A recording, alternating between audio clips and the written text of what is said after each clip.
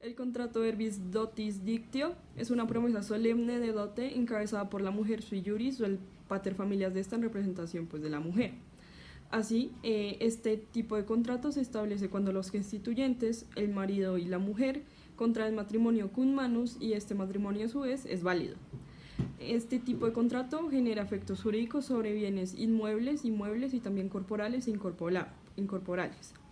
Además, la dote solo se puede establecer cuando se adquieren justias nupcias o cuando el matrimonio en sí es válido.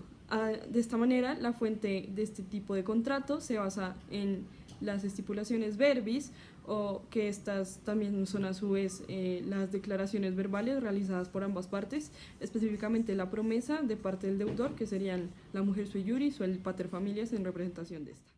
El contrato verbis dotis dictio tiene como función la promesa de la dote, que es el conjunto de bienes o cosas singulares que la mujer entrega al marido, realizándose por medio de un estipulado.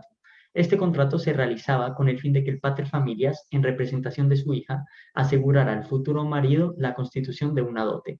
Esta declaración también la podía hacer una mujer sui juris, pero debía tener la autorización de su tutor. La promesa nace cuando el constituyente contrae matrimonio o una vez contraído el matrimonio no haya sido invalidado. Esta dote surge del matrimonio cum manus. Por lo tanto, pues la función general de la dotis dictio era de generar la obligación de pagar lo dicho en la promesa. Y esto le da paso a la dotis datio, que es cumplir con la dotis dictio. En caso de que no se cumpliera, se podía demandar.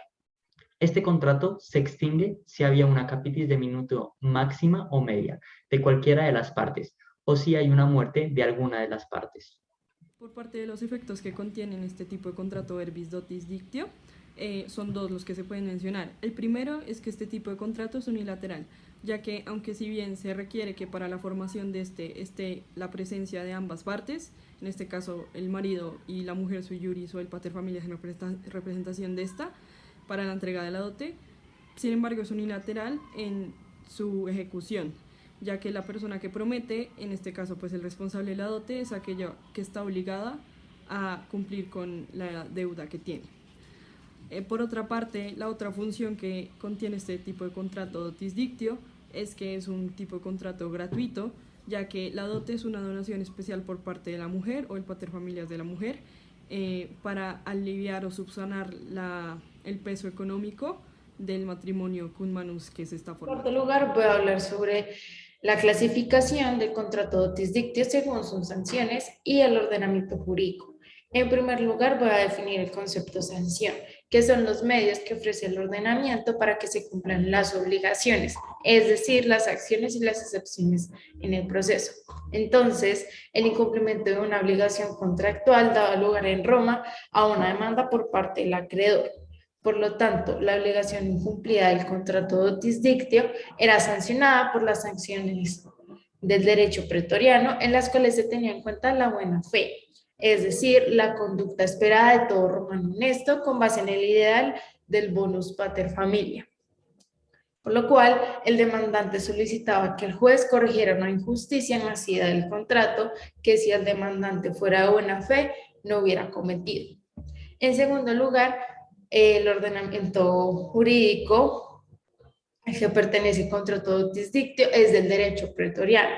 Por ende, es un contrato pretoriano, valga la redundancia, cuyos efectos se vinculan con el derecho quiritario, como la transferencia del dominio. La principal causa del contrato de la dotis dictio es básicamente atender al sostenimiento de las cargas matrimoniales. Es por esto que la mujer decide darle la dote al marido. Bueno, el acreedor es básicamente una persona que tiene derecho a pedir que se le cumplan con las obligaciones de un contrato o a que se le pague una deuda, mientras que el deudor es la persona que tiene que cumplir con las obligaciones del contrato o pagar la deuda. En cuanto a las sanciones, son bastante variadas dependiendo la época. Por lo menos en la época clásica, si una mujer quería restituir la dote entregada a su marido, tendría que antes haber estipulado las formas de restitución previamente en el contrato, y de no haber sido así existían ciertas causales en la época clásica que le permitían a la mujer la restitución de la dote, como por ejemplo el fallecimiento del marido o el divorcio. En el caso del fallecimiento del marido, en aquella época se implementó gracias a un edicto del pretor que la mujer tendría que escoger entre la restitución de la dote o el testamento que le dejó el marido.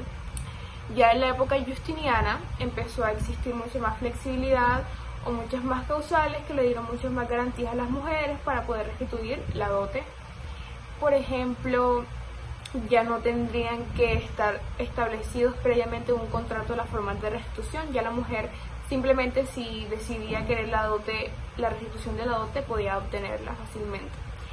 En casos en donde la dote haya sido perdida o haya sido afectada por el marido, la mujer también podría solicitar la restitución de la dote y adicionalmente la indemnización de los daños o los perjuicios por las acciones del marido. La dotis dictio consiste en la promesa que efectúa un pater familias respecto de la dote que le entregará a su hija en el momento que ésta contraiga matrimonio.